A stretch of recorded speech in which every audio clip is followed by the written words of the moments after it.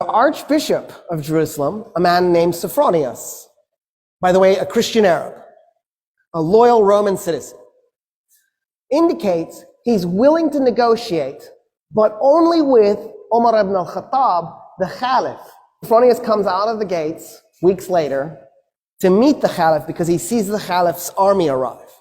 And as he's approaching, he sees a man leading a camel at the front of the army. The Arab army is being led by a man leading a camel with a man on the camel. So Sophronius, he's got a giant red hat, because he's also a cardinal, right? He's got gold tassels, actual gold, hanging from his hat. He's covered in gold jewelry. He's wearing red robes. He's covered in perfume. He's on a lectica. The lectica was the couch that the Romans would ride, and then they'd have like 4 or 8 men, depending how big it is, carrying it. And then he has 2 men, one on each side, fanning him. Of course, right? That's what Jesus would want from his bishops. And he comes up to the guy on the camel, and he says, where's the Caliph? And he goes, no, I'm the Caliph. And Sophronius goes, you've just conquered Iraq and Syria and all of Palestine minus Jerusalem. How is it you're so poor? And the Caliph goes, well, why would I collect wealth? We're not doing this war because I'm trying to plunder anything. I'm a humble man with humble needs. I just need good meal. And then Sophronius goes, why aren't you riding the camel? And Omar goes, that's my servant on the camel, and we take turns so that neither one of us gets exhausted. At this point, Sophronius is like, oh, what? Who just conquered us? And so Sophronius gets off the lectica because he's shamed off of the thing. And he says, okay, I want to talk to you about our surrendering the city to you. Omar ibn al-Khattab says, why don't we do this? All Roman politicians leave Jerusalem. And you can take anything you can carry. So you can take gold, as long as you can carry it. And Sophronius goes, okay, that's reasonable.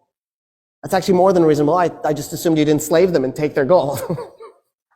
I don't see how anybody would be mad about that. And then what else? And the Caliph goes, oh no, I was thinking that's it. We don't do anything else.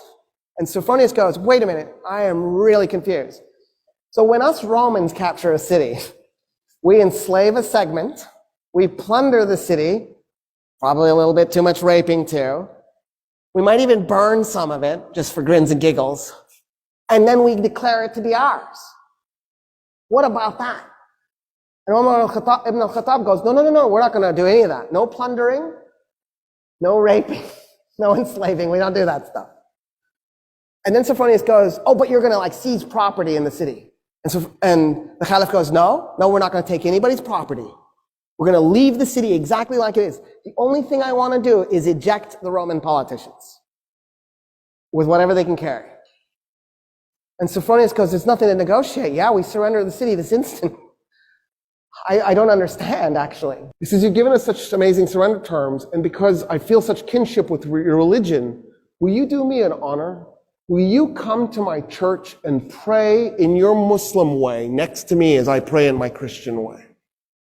And Omar ibn al-Khattab goes, never. And Sophronius goes, why? He goes, I'm the Caliph. The first place I pray in Jerusalem is going to become a mosque. The Muslims will take it and they will create a place of worship for Muslims, and you will lose it. And I don't want you to lose your church. And Sophronius goes, okay. What if we find an empty piece of Jerusalem and we just pray there?